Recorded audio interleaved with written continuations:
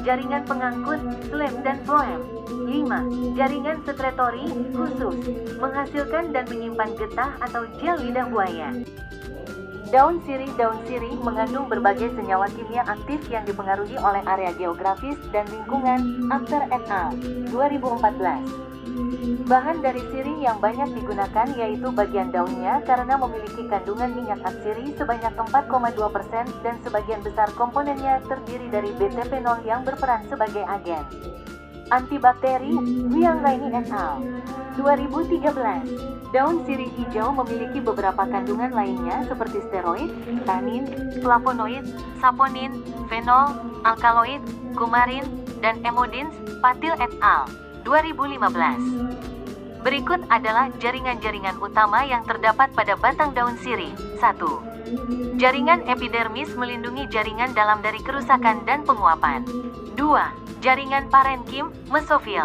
3. Jaringan pengangkut, silen dan phloem.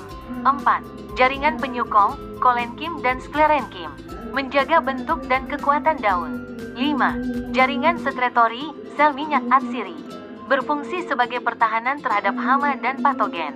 Eceng gondok merupakan salah satu tumbuhan yang dapat dimanfaatkan sebagai bahan obat tradisional. Eceng gondok dapat digunakan sebagai antipiretik dan anti radang. Eceng gondok juga dapat digunakan sebagai obat pingsan karena udara panas, bengkak karena radang ginjal, kencing tidak lancar, biduran, serta bisul. Dalimarta, 2009. Hasil screening mengungkapkan kandungan metabolit sekunder dari ekstrak daun eceng gondok menunjukkan adanya alkaloid, glikosida, steroid, flavonoid, tanin, terpenoid, kuinon, antrakuinon, sterol, polifenol, dan minyak atsiri, tulika dan mala. 2014. Berikut adalah jaringan yang terdapat di dalam daun eceng gondok. 1. Jaringan epidermis dilengkapi dengan stomata untuk pertukaran gas.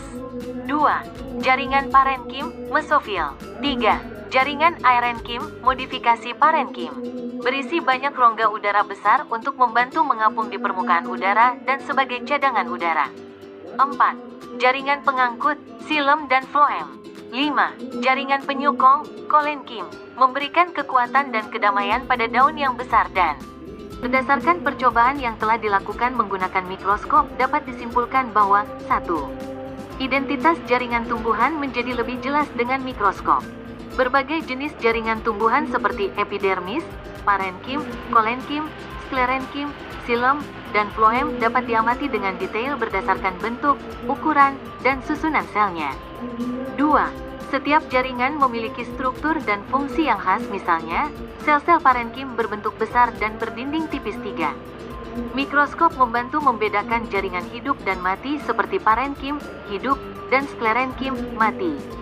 4. Pengamatan mikroskopis memperkuat pemahaman tentang adaptasi tumbuhan, contohnya keberadaan aerenkim pada tumbuhan udara atau lapisan kutikula tebal pada tumbuhan kering bisa diamati langsung.